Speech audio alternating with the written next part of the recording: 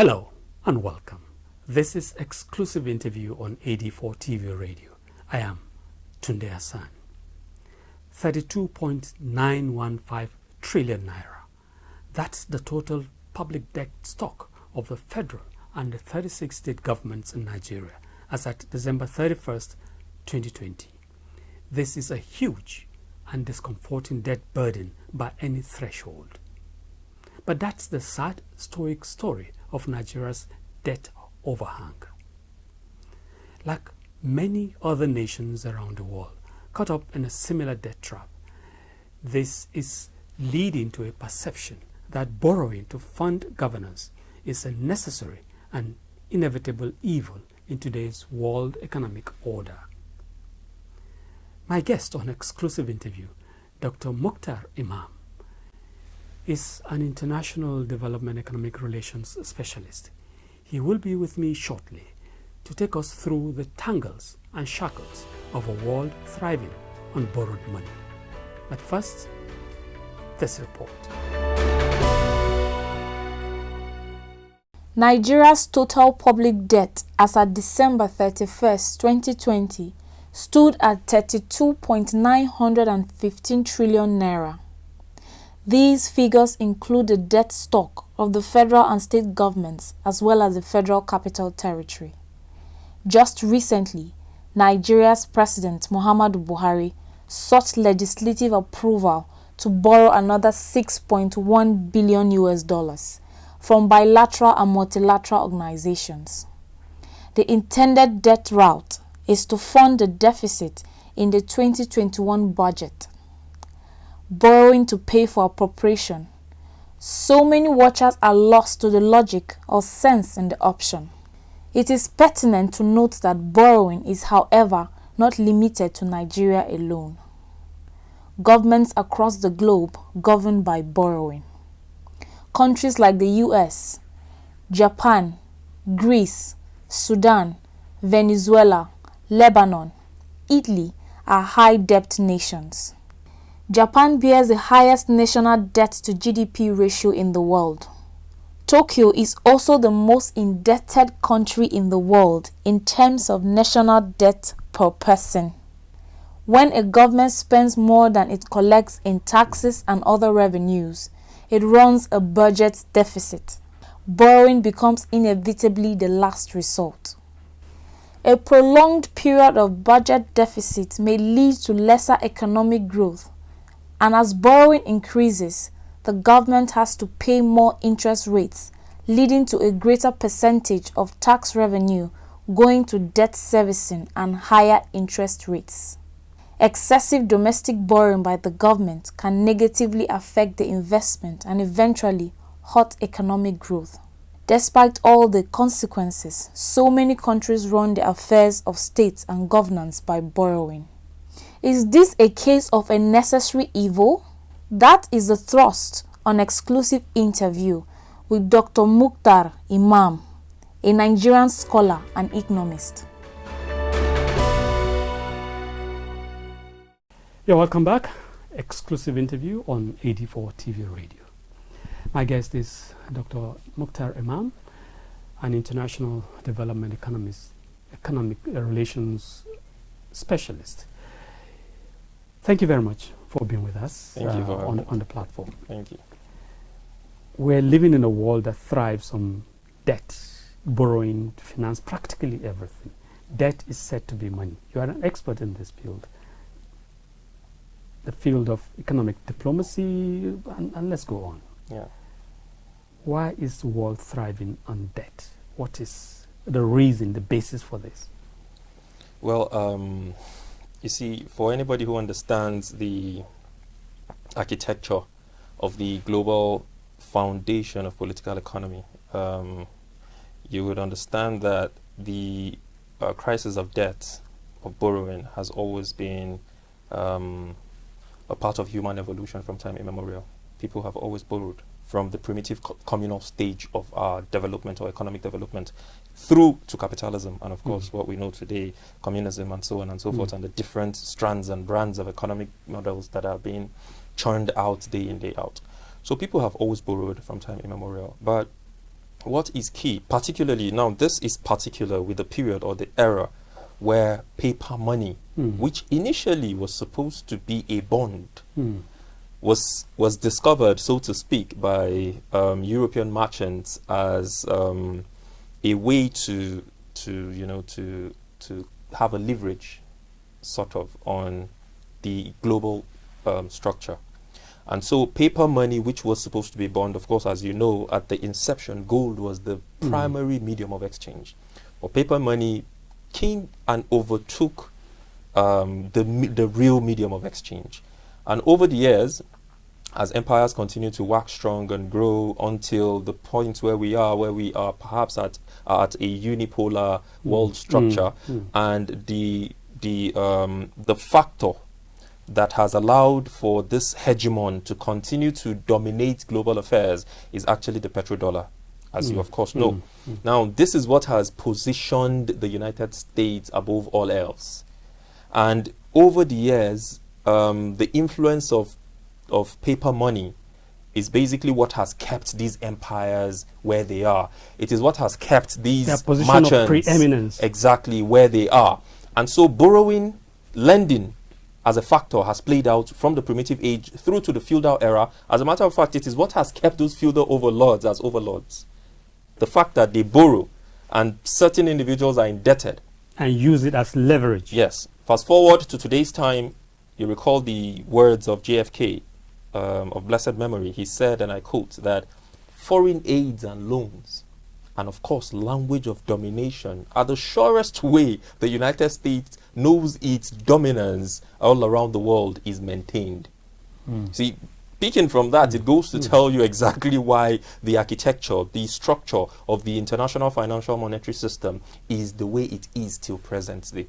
Unfortunately, some countries are more indebted than others for an array of reasons. Like Nigeria, the debt profile of Nigeria is rising. Now, when you look at the factors that basically causes this phenomenon to thrive, they are hinged on a lot of reasons, internal and external factors, of course.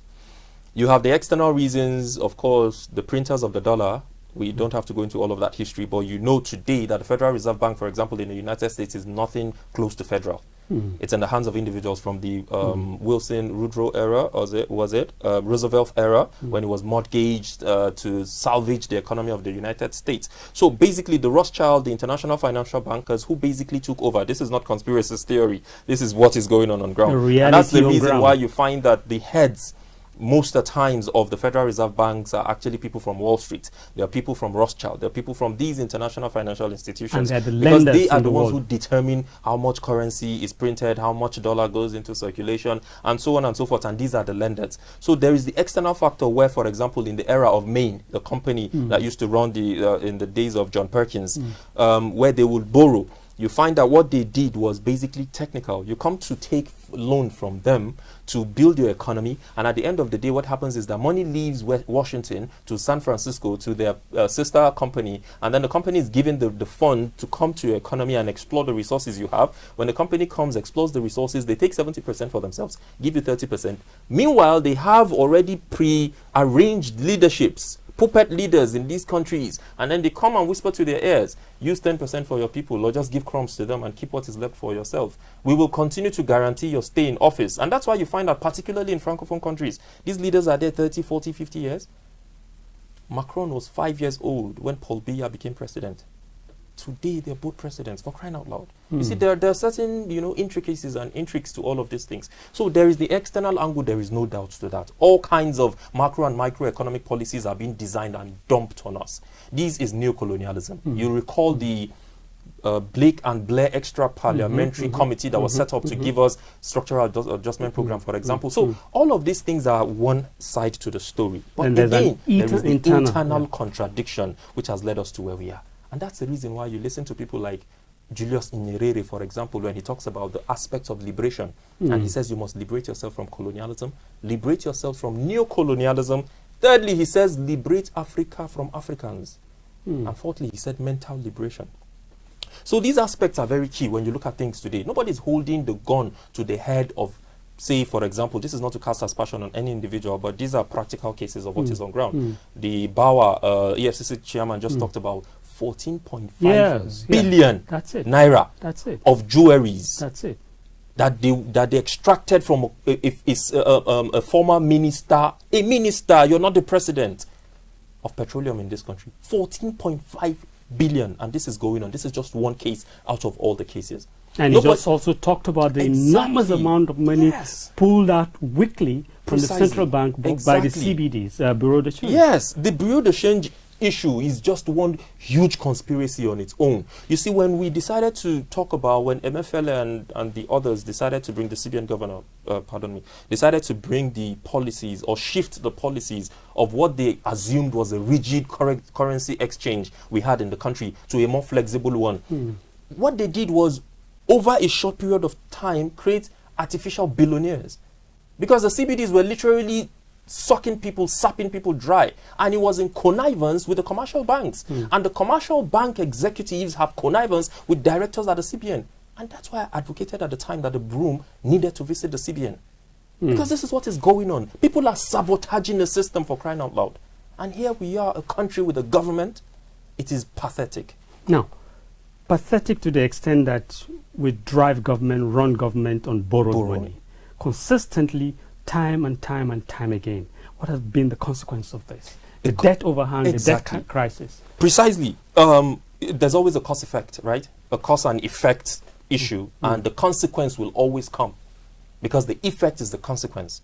Now, the cause was to borrow to perhaps service, infrastructure, and so on and so forth. But today what we see is that the borrowing is not just going to overhead and paying salaries and so on and so forth, but that it is being siphoned, just as the examples we're trying to cite here. This money is coming to the coffers of the government, and at the end of the day, they end up in personal pockets.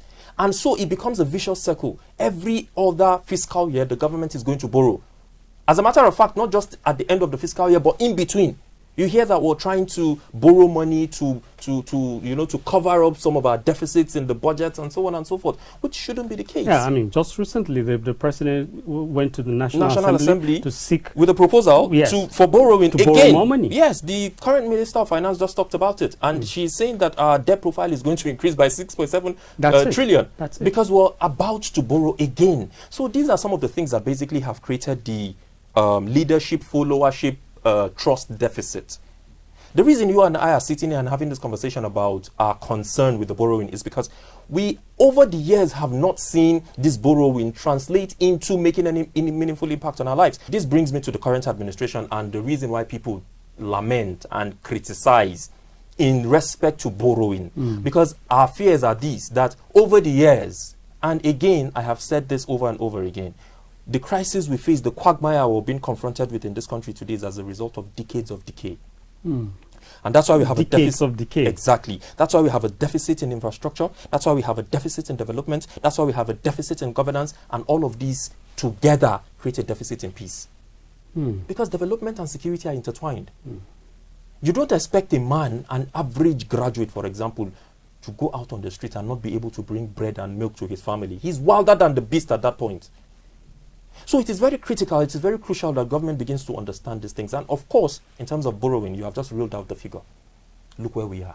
Over the years, this debt has continued to pile. No doubt, economists will tell you that we're still within the threshold in terms of debt to GDP ratio, right? Yeah, well, I mean, for instance, we've been confronted with one staggering fact. Japan is the biggest debtor nation in the world. Yes. US, with all its might, is also sunk in debt. No doubt about that. We'll continue this discussion on the debt crisis, the debt overhang, especially with respect to how it affects Nigeria and the rest of Africa. And I'm still going to be talking with Dr. Mukhtar.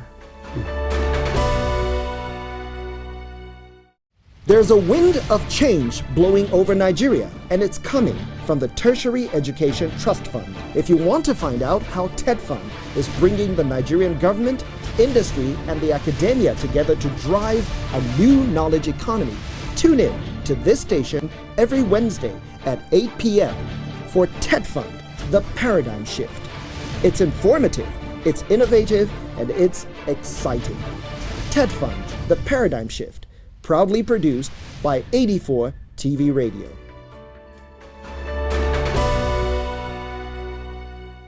Welcome back. This is exclusive interview with on 84 TV Radio. I have with me in the studio Dr.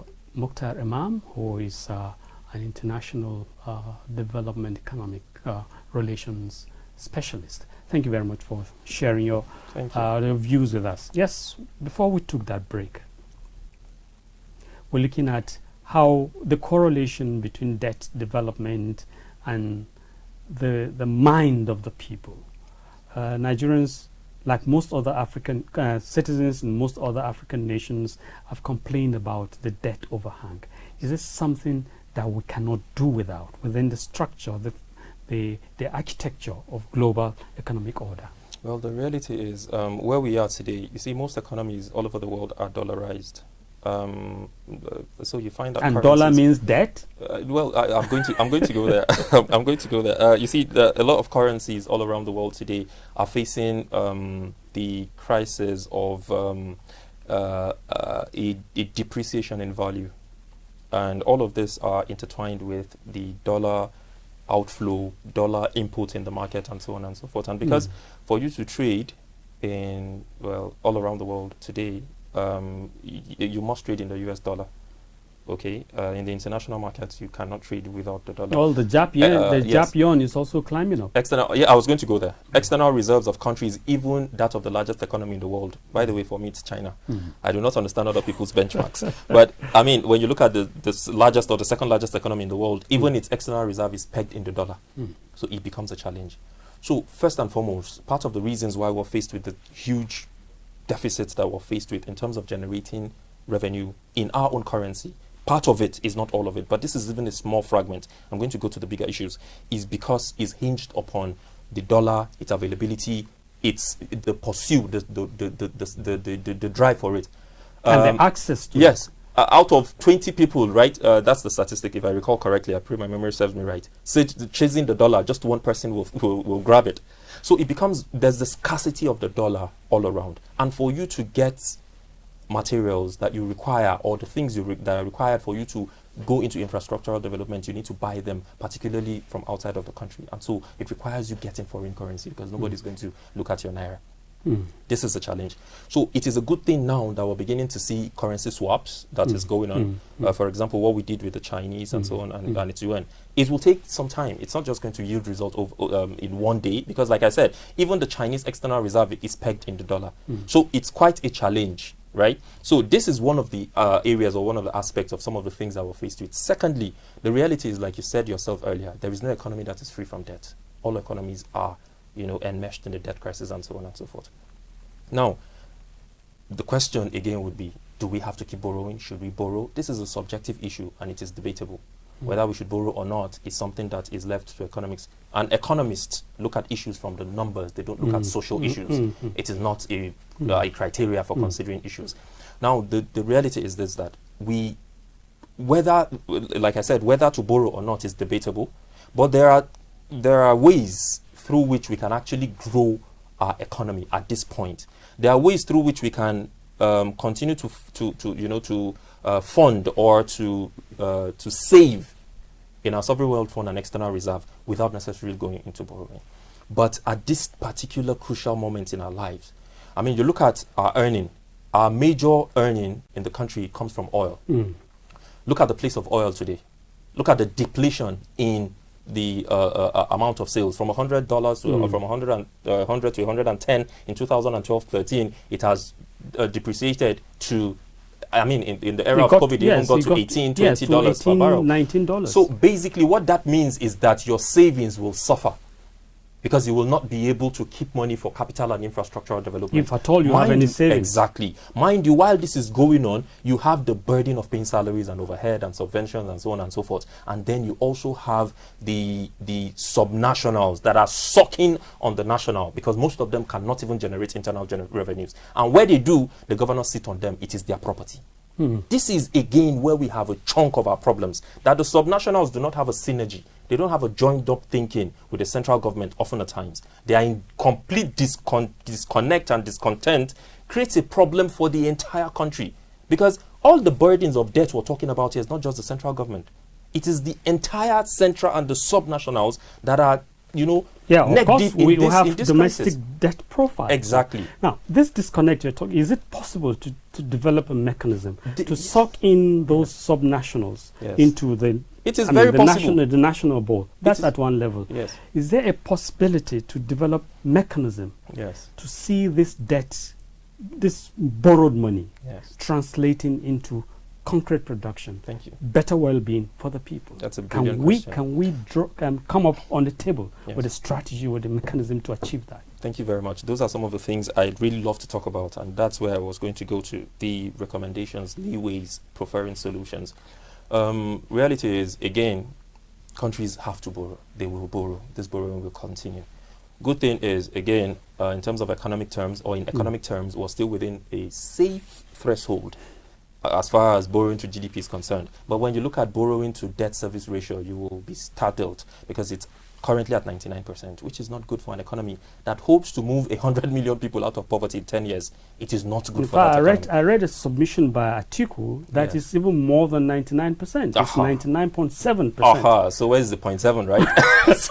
so basically, when you look at all of these things, it creates fear in the minds of an average Nigerian who does not understand policies that are going on in government.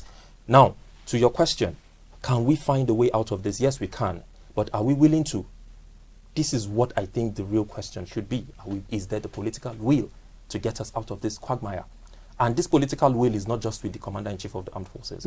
It is also with the state, chief security officers of the state, in essence, governors. Now, until we begin to find a way to develop a national road map or road plan that will ensure that states and central governments are on board, are on the same page, are trying to achieve and articulate the same things, we will not be able to achieve these things. And where do we start addressing this from? From our laws. There's a whole lot of flaws, lacuna in our laws. The exclusive list, for crying out loud, should be unbundled. The central government does not need all of this burden. I'm saying this in the interest of the central government itself. This ties into the call for restructuring.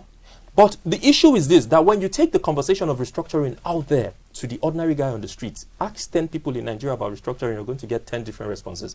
One person will tell you secession, another will tell you. So you will hear a whole lot of this thing. So again, to the law, we need to unbundle. We need to, as quickly as possible, accelerate the process of removing a lot of these things from the exclusive list.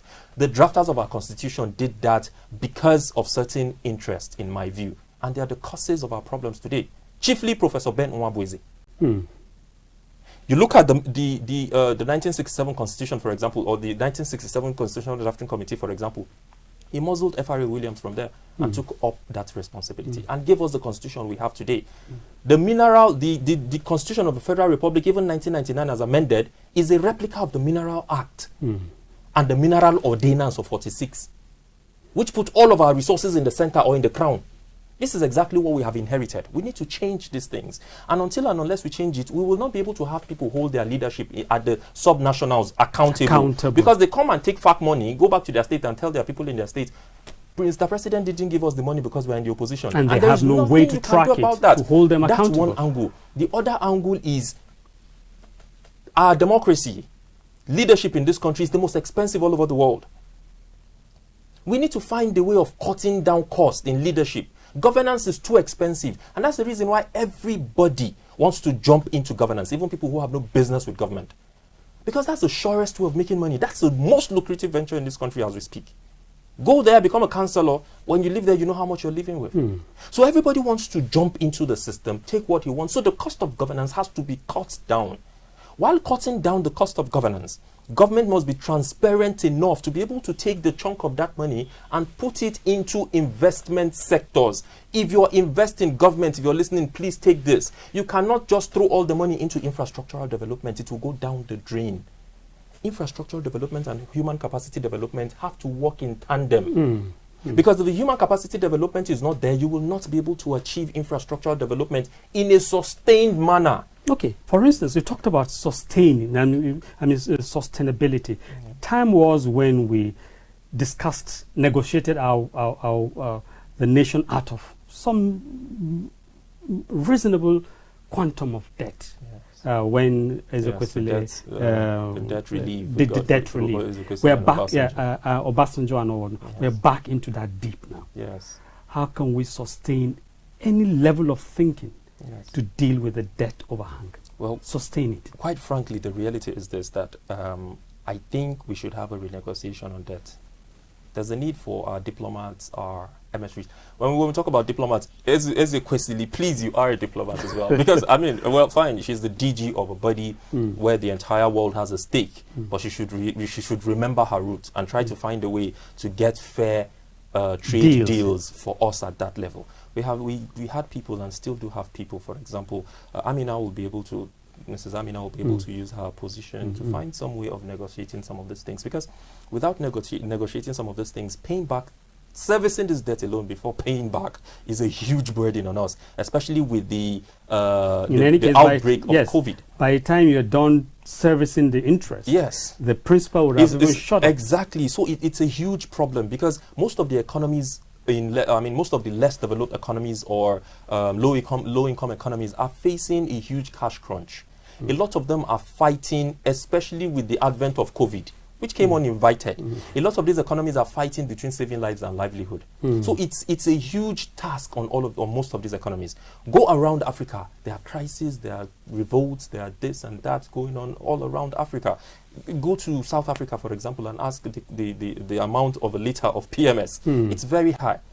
So basically you find that all of these things are happening, and so the negotiation has to be done. That's on one hand. On the other hand, we must take proactive measures as a government. Governments of national economies need to realize that they need to go back to the drawing board. For example, we were talking about the ECO, creating a single currency, and all of the yardsticks that were put by the West Africa Monetary Zone. No country in Africa was able to meet it. The benchmarks. 4 out of them, which were very key to sustain a budget for 2 consecutive years, I think, without having a deficit and things, and a few other things. No single country. I hear the DRC met some of it, somehow scaled. But no single country. This is the largest economy in Africa, for crying out loud. 1 out of every 4 African is a Nigerian. But yet we're not able to meet these things, and we expect to come together and do better than the EU. How?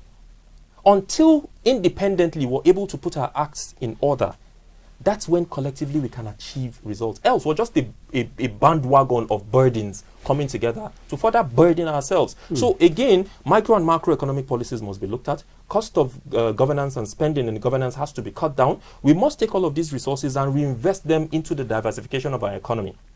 We have to do that, because if we don't diversify in the next 9 to 11 years, oil will dry up. Where will we be? We have never heard of a food glut anywhere in the world. 60% of the world's arable land is here. You and I are sitting on it. What happened to agriculture? Why don't we speed up agriculture? You hear a governor tell you young people do not want to go into agriculture. And in 2021, he wants a young man to go to farm with hoe and cutlass. The back-breaking process. For crying out loud. So these things have to be looked at. Thank you very much, Doctor. We have been engaging with Dr. Mukhtar Imam, who has been looking at the political economy, if you like, of the debt overhang, the debt crisis Nigeria and most other countries around the world are having to bear. Thank you once again for sharing your thoughts with us. Thank you very much. And that's exclusive interview on 84 TV Radio. Thanks for being with us.